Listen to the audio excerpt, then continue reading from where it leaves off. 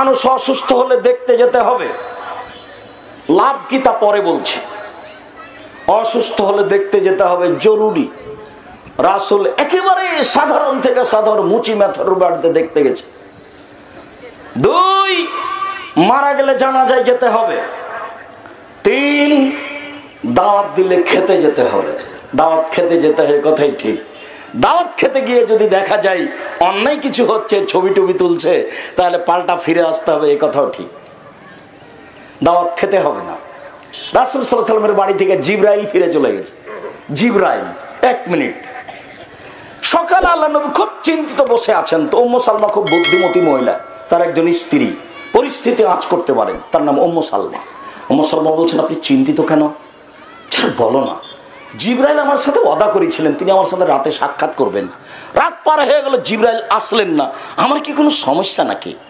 আমি তো বুঝতে পারলাম না, তিনি এক পদার্থের আমি এক পদার্থের, ওয়াদা কেন মিস হলো? কি আমার কি কোনো ভুলের কারণে নাকি? এই জন্য আমি খুব চিন্তিত। এই কথা বলার পরে তিনি একটু উঠলেন। উঠে কি যেন তার খেয়াল হলো, চোখের নিচে দেখছেন একটা কুকুরের বাচ্চা। তখন ওটাকে বের করে দিলেন, একটু পানি ছিটিয়ে দিয়েছেন। ছিটাতে না ছিটাতে জিবরাইল চলে এসেছেন। কি ব্যাপার? আপনি যে ওয়াদা করেছিলেন রাতে আমার সাথে সাক্ষাৎ করবেন, আসেন নিজে।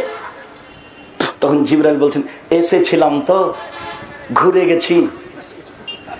আপনার চোখের নিচে কুকুরের বাচ্চা ছিল, সেই জন্য ফিরে গেছি। যে ঘরে ছবি মূর্তি কুকুরের বাচ্চা থাকে, ওই ঘরে আমরা ঢুকি না। হাদিস বুখারী মুসলিম। আপনার কাছে কি বিবেচনার আছে? বিবেচনার কি আছে? আমি মুসলিম, এটাই চূড়ান্ত। বিবেচনার আবার কি? আব্দুর রাজ্জাক সাহেব, বিবেচনার কথাটা তুলে রাখেন, বিবেচনার কথাটা ভুলবেনই না। আমি মুসলিম, আমার ঘরে ছবি মূর্তি থাকবে না, এটাই চূড়ান্ত। কি মনে করেন আপনি? পাগল পেয়েছেন নাকি আমাকে? বিবেচনা আবার কিসের? আমি মুসলিম, আমি মুসলিম চির নবীর মরণকে করি না ভয়। মরলে শহীদ, বাঁচলে গাজী, আমার উভয়ই সমান। মরাও বাঁচা, বেঁচে থাকা, সব দুটাই সমান। আপনি কি মনে করেন? বিবেচনা শব্দ কোনোদিন ব্যবহার করবেন না। আমাদের সামনে বক্তব্য দিবেন, আপনাকে আমি অনেক ভালোবাসি, আপনাকে নির্দ্বিধায় আপনি কথা বলবেন। বিবেচনা আবার কি? বিবেচনা নেই। এসেছিলাম তো, ঘুরে গেছি।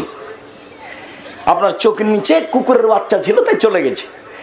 মুহাম্মদ সাল্লাল্লাহু আলাইহি ওয়াসাল্লাম যে গায়েব জানেন না, তার জাজল্য প্রমাণ। বিছানের নিচে, খাটের নিচে কুকুরের বাচ্চা আছে, জানেন না। আরে জিবরাইল সে কারণে আসেননি, সেটাও বুঝেন না, আর এরা বলছে যে গায়েবের খবর জানে। অবাক কথা, কথার সাথে কোনো মিলই হলো না। তা আমি যেটা দেখা যাচ্ছি যে মানুষের বাড়ি থেকে ফিরে আসতে হবে মন্দ কিছু দেখলে, এ কথাই ঠিক। আল্লাহর নবীর বাড়ি থেকে জিবরাইল ফিরে চলে গেছে। হাদিস বুখারী মুসলিম।